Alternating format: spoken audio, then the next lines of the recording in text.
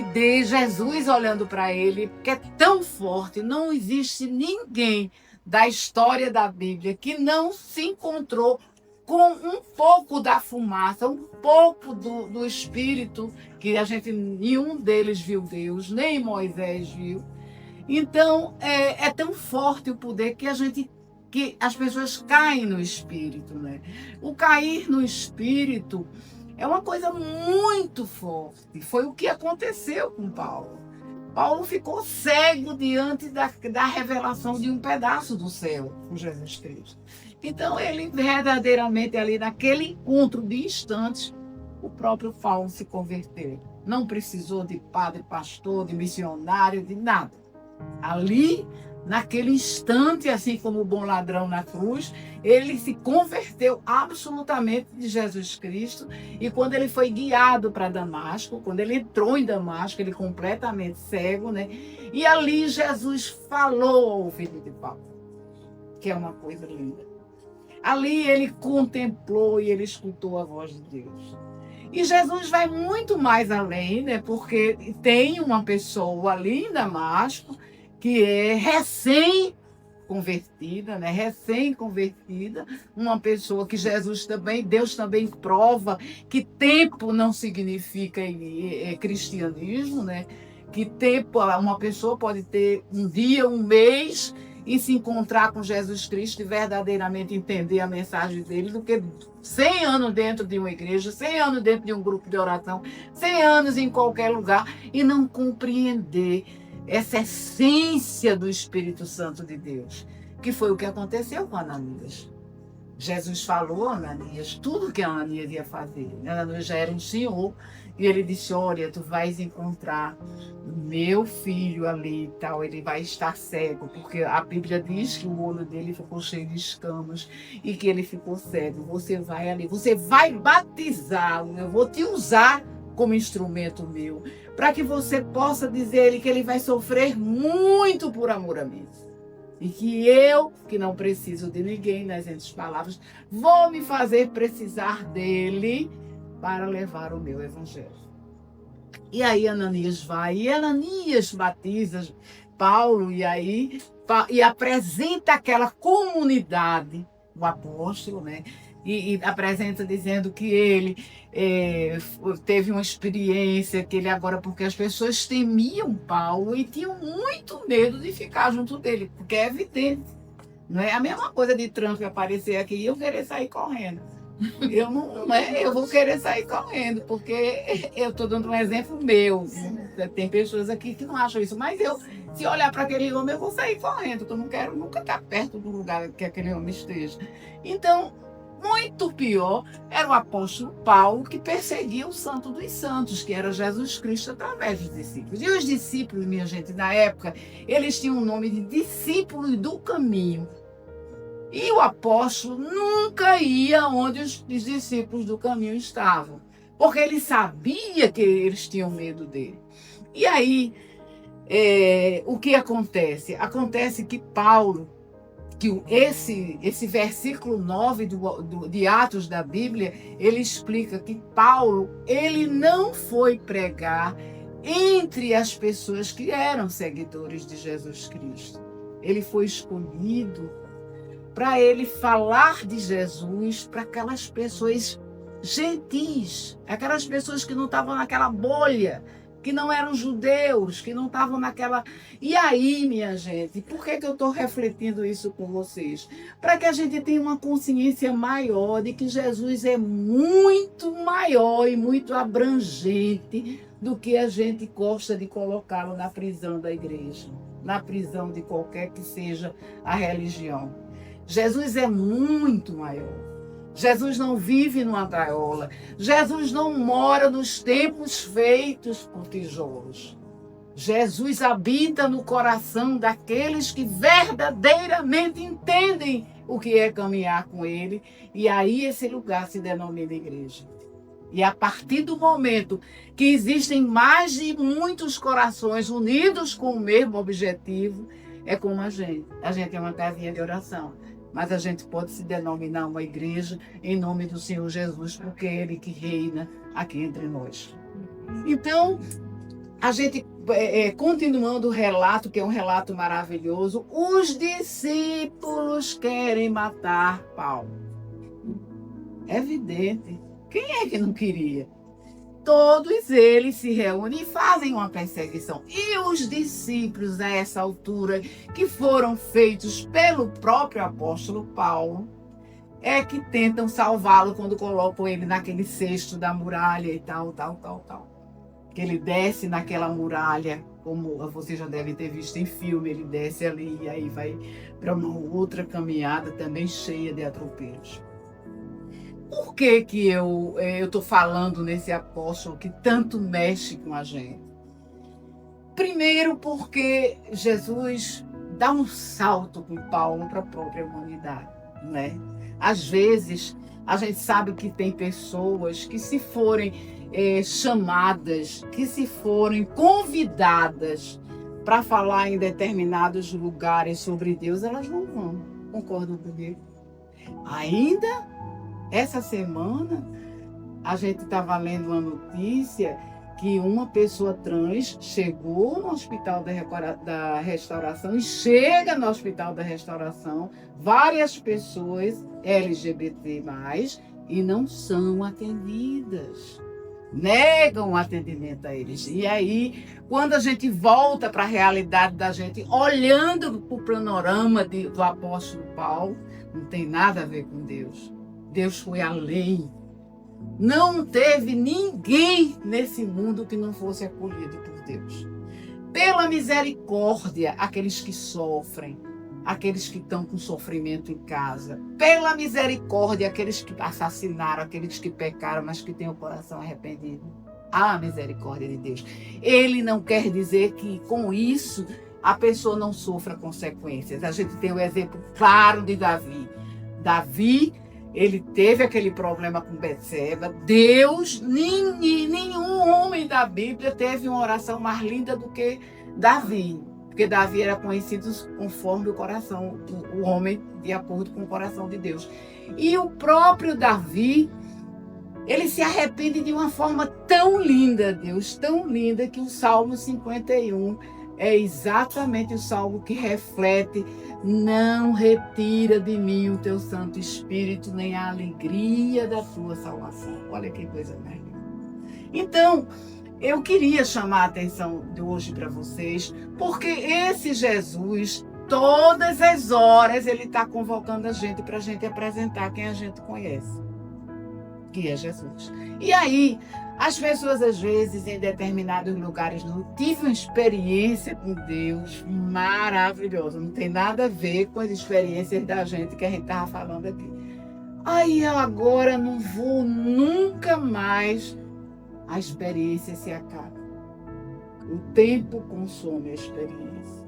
E onde fica o caminhar com Deus?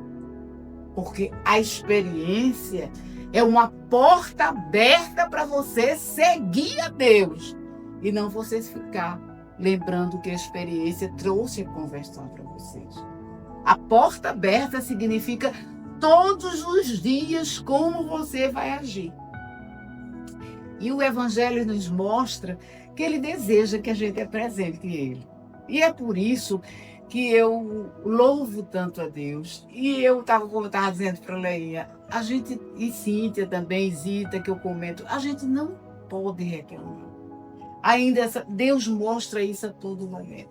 A gente estava aqui em casa essa semana, entrou uma colega da gente, do ginásio, mas super querida, super jovem. Pois bem, o marido dela, cabeça do seu marido, imagina o que é você bom, de repente você ficar ali. E é lógico que ele fica chateado quando ela sai, não porque ele não queria que ela saísse, porque ele jamais vai poder sair como ela. Quando ela saiu, eu disse: Leinha, a gente não tem o que reclamar. Porque olha para isso. A gente, graças a Deus, a gente está mais velha, a gente está mais frágil. Mas a gente pode sair, a gente pode se mover, a gente pode viajar, a gente pode ter uma vida tranquila. E sabe, minha gente, uma coisa que eu queria chamar a atenção hoje, que esse Deus que a gente conhece, e que a gente vive, deve, se não vive, deve viver aos pés dele. É um Deus que ele também dá coisas boas materiais a gente. Ele dá coisas materiais que são fruto do suor, de trabalho de cada um. E ninguém aqui pode ficar, eu tenho uma casa maravilhosa e eu não posso. Não! Ele está conosco nos momentos que a gente obtém essas coisas materiais, porque ele sabe de todas as coisas, como ele está conosco nos momentos de crises que às vezes a gente não tem nem como sobreviver. E eu sei disso porque somos testemunhas vivas disso, né? Ainda nessa viagem da gente para o Rio, recentemente, que Zitinha foi com a gente passou momentos muito difíceis, eu e Leinha, com mamãe no Rio, uma época que a gente morou lá, e eu jamais passou pela minha cabeça que um dia eu ia ter uma vida melhor, mais estável, uma vida nunca que passou isso. Eram momentos de muito sofrimento.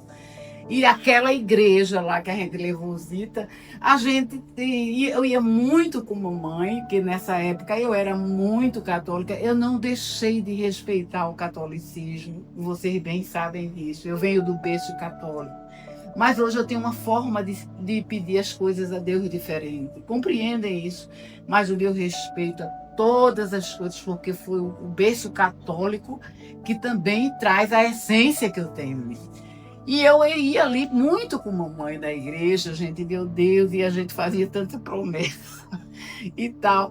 Pois bem, quando a gente volta, olha só, Leinha com 73 anos, eu com 72 anos, né, numa viagem de lazer, que a gente entra nessa igreja, né, para mostrar até a Zitinha, o local que a gente morou e tal. E quando a gente entra na igreja, tá havendo um batismo e todas as pessoas estão batendo palmas. E aí a gente começou a se arrepiar, né? Porque a gente estava entendendo que Deus estava dizendo vitória. Vocês retornaram vitoriosos. Não vitória, presta atenção, de valores materiais, não é isso. Compreendem isso? Mas vitória de superação, de ter passado por tantos momentos e ter conservado a essência do caráter de cada um. Porque às vezes, e aí as pessoas sofrem tanto, passam por tanta privação, que elas, pelas próprias circunstâncias e pela própria criação, elas se desviam um pouco. Porque diz, olha, se você não fizer isso, eu não estou julgando ninguém por isso, e não sou, quem sou eu? Mas foram muitas privações. E aí a gente entra naquela igreja e é uma salva de palmas, né, Zitinha? E aí Leinha teve uma crise de choro ali, me abraçou e tal. E a gente se emocionou pra caramba, né? Aí eu comecei a gritar. Aí Leinha começou a gritar, porque a gente fica vulnerável. A gente passou por lugares que hoje a gente passa com um dinheirinho para comprar uma passagem para o Rio, um dinheirinho para assistir Fernanda Montenegro. A gente passou de uma forma onde a gente não tinha o que comer e de repente a gente passa para ter um lazer que a gente sabe que é privado, não é para todo mundo, né? E a gratidão de você. E gratidão a Deus, né? Então são essas coisas que a gente não pode esquecer no coração da gente. Porque esse Jesus, quando eu sou convidada a apresentar Jesus, eu preciso falar, né? Jesus é aquele que dá luz ao cego, mas dá uma luz diferenciada, não é física. É uma luz para que a pessoa possa verdadeiramente olhar a vida. Jesus, o Filho de Deus, é aquele que carrega a gente nos momentos piores de nossas vidas e a gente não consegue chegar. Jesus é aquele que não chega prometendo nada para você, mas é aquele fiel, aquele que vai junto de você e vai mostrando a você que você pode, porque Ele está junto de você. E a palavra dele diz, aquele que me reconhece como Senhor e Salvador, jamais eu vou deixar de ouvir o seu clamor. Então Jesus É como a gente ouviu essa semana. É aquele que o centurião, que coordenou a sua equipe para pregar ele na cruz, para promover todo aquele sofrimento dele. Quando ele morre, olha para a cruz e diz: verdadeiramente, esse é o Filho de Deus. Jesus é essa alegria íntima, essa expressão de alegria que não há quem explique Deus. Não há como eu explicar, como Zita disse. Eu não tenho como explicar a você. Por mais que eu fale, eu nunca vou colocar no coração de vocês as bênçãos e o amor que Deus coloca no meu coração e a misericórdia que Ele faz eu ter com as pessoas. Meu Deus, como é diferente a gente viver com Deus. Como é diferente a gente saber que a gente nunca mais vai ficar só. Porque a gente tem um Pai amoroso, um Pai que está cuidando da gente. Um Pai que quando a gente erra, que a gente pede perdão, a gente sabe que vai ser acolhida e que não vai botar o dedo em risco da gente dizendo: você fez isso e aquilo outro. Esse é Jesus Cristo. Que o apóstolo Paulo, através do Espírito Santo de Deus, começou a dar a sua caminhada de encontro a gente.